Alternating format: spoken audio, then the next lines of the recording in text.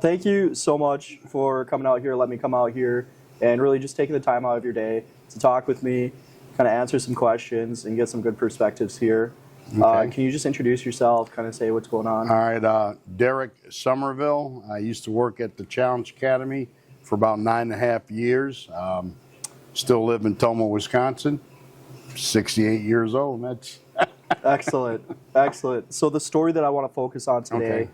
and I think so you yourself had worked at the academy, and then myself had graduated class 34, and I think that itself is really interesting, how we can share and kind of learn from each other's perspectives here.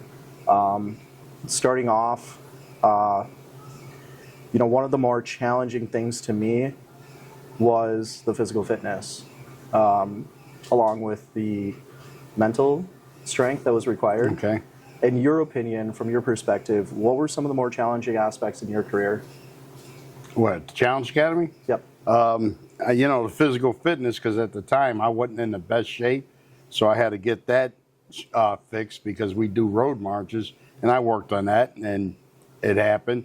And of course, the mental strain of these kids coming from the different backgrounds in life, and not having the parents that would be mentors for them. So I had to deal with that. And whereas, you guys or you cadets had to deal with one personality, the team leaders had to deal with, 60 if you got 30 kids, because kids have a lot of dual personalities. So that was kind of tough. But, you talk to the other team leaders, you talk to the kids, and you treat them with respect, and it comes back to you. That's awesome. That's really cool. It's sounding like a lot of our experiences are going to be similar. Yes, yeah. So there's so much that I've learned there, and so many things I've taken away, so many lessons. For example, one of the greatest lessons I've learned is that if you want it, you need to want it as bad as the air you breathe. It's posted up on the wall. I really carried with that, and I've developed that it's not quite enough to want it. You have to need it, and you have to go for it. Yes, sir. Yeah, that's it. In some of your aspects, what are some of the most valuable lessons that you've learned through your career? Never underestimate anybody, especially kids and cadets, because they'll always pleasantly surprise you, and Yep. you'll be going like, wow, I didn't know he could do that. And, all of a sudden, you wind up trying to teach them, and you're actually learning from these kids. So a lot of life lessons for me was never give up. Like in Ranger School, took me about 4 times to graduate Ranger School because I didn't want to quit. It was something that I wanted to achieve, and like you said, I wanted it as bad as needing oxygen. Interesting. What was different on that last try? Was there anything different that you noticed? In Ranger School, or? Yep, you attempted 4 times. Yeah. Okay. So what The was last try is I actually learned how to swim, so okay. that had my confidence up high. And I remember coming out of Victory Pond going, yeah! To me, the rest of it was going to be a cakewalk, and it wasn't. But I was going like, yes, I made it. Okay. I didn't actually graduate, but I made that phase. So the lesson there was, if you keep pushing and you keep trying, you're going to succeed. Yeah. And plus swimming lessons. Yeah. Absolutely. Absolutely. Yeah. So that was a difference. Just a lot more focus and mental toughness. Okay. You know. So you were working there through COVID, and we had discussed some of the kind of, how did it go through COVID? What was the experience like then compared to before and after? A lot of changes, like the mask 24/7 until the cadets were either eating or they went down to sleep. Classrooms marching because you're breathing and all that. Yep. The separation to try and keep those that wasn't contracted COVID, to keep them separate. And we also had different barracks that we put the kids in when they had, COVID. Excellent. What are some of your hopes coming up for the future of the Academy? I hope it will continue to prosper and do better, get better, and not get complacent with what they're doing, to always try new ideas, to be inventive and, not say, well, this is how we do things. Right. Push the norm. Right. If it works and it's for the betterment of the kid, the cadet, then it's good. Absolutely. So I hope that they will say, you know what, let's try this way. Let's try that way. Like, I would like to see them have sporting teams, have the kids like a basketball team, a baseball team, but you have to have good grades Yeah. to get on a team. That's your contract. Your grades are B plus or above, you can try out for the team. Something different to where they're not forgetting how to be a kid, because life comes at you super fast. You're 14 or 15 one day, next thing you know, you're 30 something years old. Right. And you got the white picket fence and you got 2.5 kids. Right. So yeah, I want them to keep focusing on the kids enjoying their childhood. I got to say that was part of it too. Was as much challenge as it was. It was a lot of enjoyment. It was really fun. Before entering, I was in a position where I really just filled out the paperwork, got my mom's signature, and then went in. It was scary. There was a lot of speculations on it, a lot of people talking about it, really opinion-based, really. So I think I had a misunderstanding going in. What are some words of encouragement that you have for anyone entering? Well, you got to remember it's a quasi-type military environment. So what that translates into is we use certain tools of the military to enforce discipline, integrity, the cadet, was Yep. it Creed, I think it was? Or no, the 5 stages, So military helps enforce discipline. Like the purpose of drill and ceremony is pride and discipline, So you're not coming into a military program. You're coming into a program that's going to hopefully help enhance and give you alternatives to a lifestyle that's not conclusive to what you were doing before. So Absolutely. yeah, I would say be ready to learn and be ready to sacrifice. Okay. Mental toughness. That's where it's at. Yeah. It really does take a lot. Like we were talking about earlier, it's not quite enough to want it.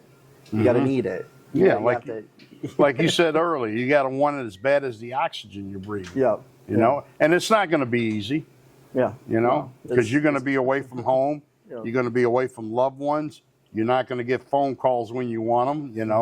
You know that. You remember that. I mean, challenges in the name. Yeah, exactly. Challenges in the, although, even though as hard as it was at times, it was far more rewarding. And I think that lesson itself was really interesting, that enduring through the struggle, embracing it, and then seeing the other side is something that I think has really been really beneficial to me.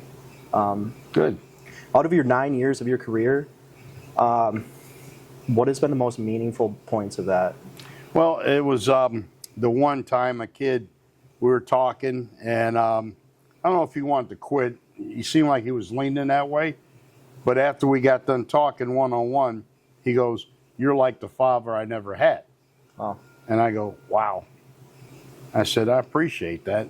When somebody tells you that, how do you really react, Right. I mean, I got kids, and he wasn't my kid biologically, but I go, "Yeah, okay, thanks."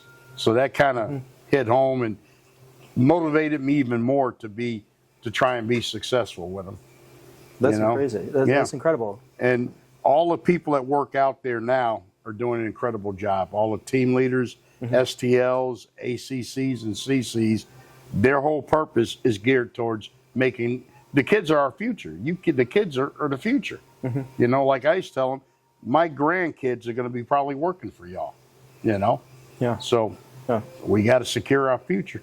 I gotta say, even through the bad and the struggle, all of it, I would consider the most meaningful part. The entire journey, even through the struggle, and for you to make an impact like that really truly shows the character of what it's like to be a part of that. Well, the team leaders rely on each other there. We support each other, or we did when I worked there, and they still do. And that's where you draw strength from the other team leaders, and you see what they're going through with their platoons, and you say, okay, I can take that. I can use that. And the kids, like I said, their faces, when they get it and they start to light up, sometimes it's 20 watts, sometimes it's 30, sometimes it's 100. you go, oh, now he gets it. And that's a great feeling, Absolutely. you know? Nobody's trying to be a drill sergeant there. They're just trying to make it better for those kids. That's all. Team leaders, yeah. My STL was a drill sergeant. Well, yeah, absolutely. So as a cadet, there were a lot of cooperation, a lot of teamwork, communication skills that were necessary. In your aspect as team leaders, what was that like with you working with other team leaders? Well, I mean, we would have to be on the same sheet, even though we had different platoons, because that's the way the academy would flow, Okay. you know? And if one platoon was doing something different, my kids and their kids would say, hey, how come they're doing that? Now, sometimes you have to take initiative depending on the discipline of the kids in the platoon that they're doing and what they're doing. But yeah, we always work together and we go, okay, I got you. All right. You know, hey, maybe this kid needs a different change of environment. You know, we get with the STLs, put him in Alpha 1 if he's in Alpha 2 and vice versa. Sometimes that difference of personality would help that kid prosper. Right. And that's what we would do. We were competitive as team leaders, you know.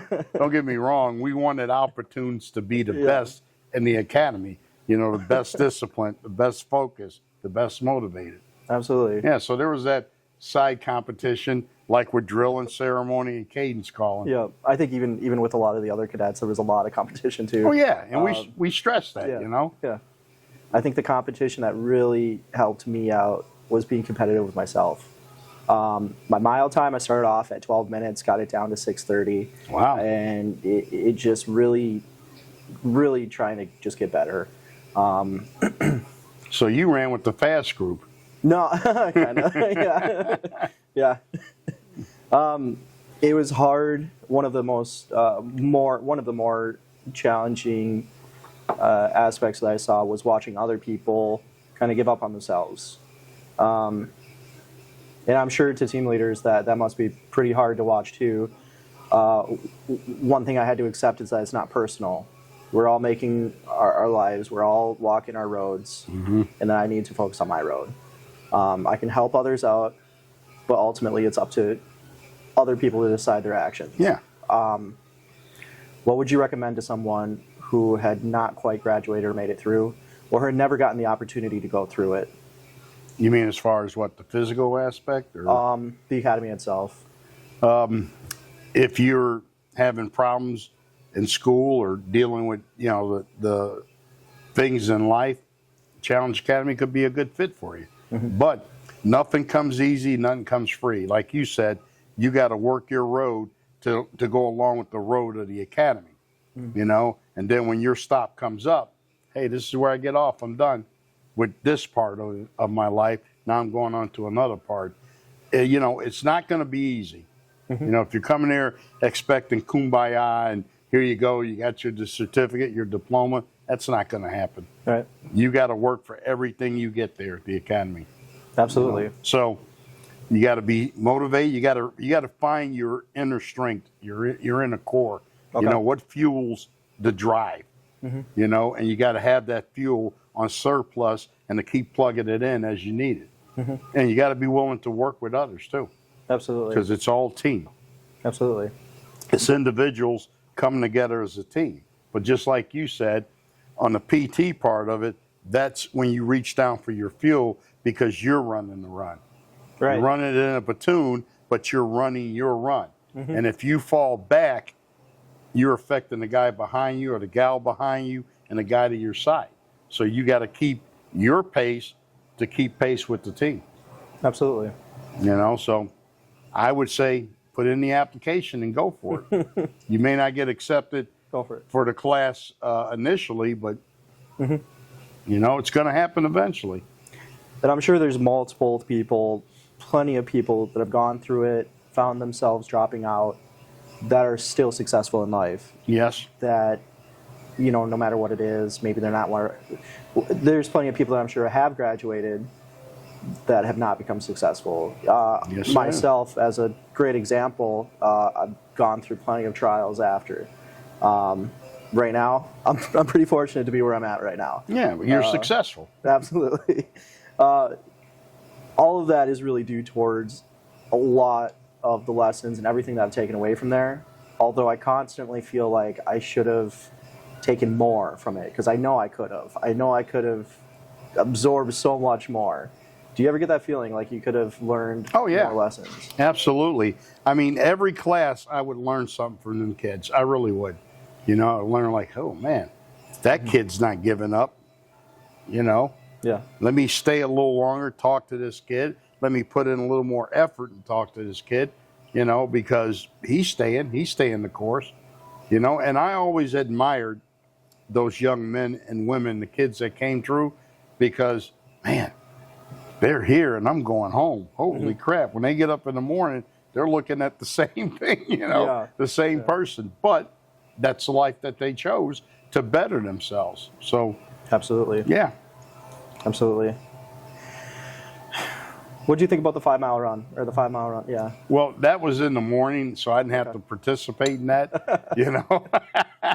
So, you know, for me at my age, I could probably do it, but I'd be at death's door warmed over, you know.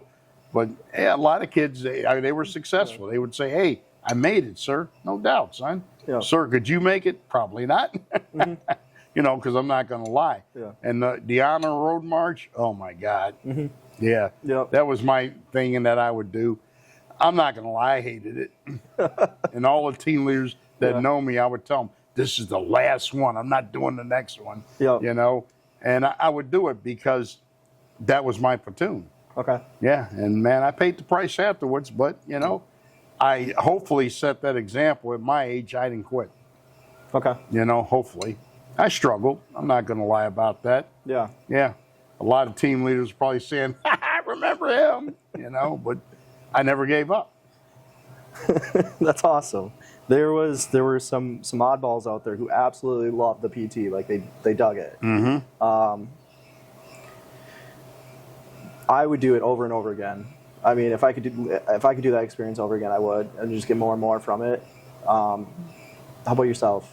Would you ever consider doing that? I would, you know. I mean, I've thought about it after retirement of going back, and then I go, no, I'm enjoying retirement, you know. Yeah. And but yeah, I thought, man, I could go back out and float maybe, but you know, I enjoyed floating, but I would have to be the primary, you know. If I wouldn't go back, but if I did, I'd have to give me a platoon, you know, because that's purpose, you know, that gives you a task to get up and get ready for every morning, depending on the shift, you know. Absolutely. I mean, yeah, I would go home and go, okay, this is what I'm going to do today, and this is what I'm not going to do today. And the first 4 years, I wish I wouldn't have done it. I had a filing cabinet of all the training schedules and all my notes downstairs in my house in a cabinet. And I finally got rid of it, and I wished I wouldn't have, because I was like, oh, I remember this. You know, I'd write down on it, okay, for example, Cadet Vasquez, make sure you mention this and talk to them about this. Right. You know, because you don't want them kids to feel like they're just another cadet number. You know, you're going to get close to them if you're any kind of human. You can't help it. Yep. You know, and I was estranged from my kids for a while, and I just recently, thanks to my queen, got back with my daughter, and that relationship has prospered. And I would tell the kids that. I would say, hey, you're my kids for the next 5 months. That, you know, and that's why I would give everything I had, you know. I'm really happy to hear that, and I'm really happy for you. Thank you.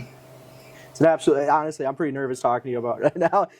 You know, I think the reason for that is because I just respect yourself and the Academy so much for that. Oh, appreciate that. Thank you very much. Respect you. Thank you.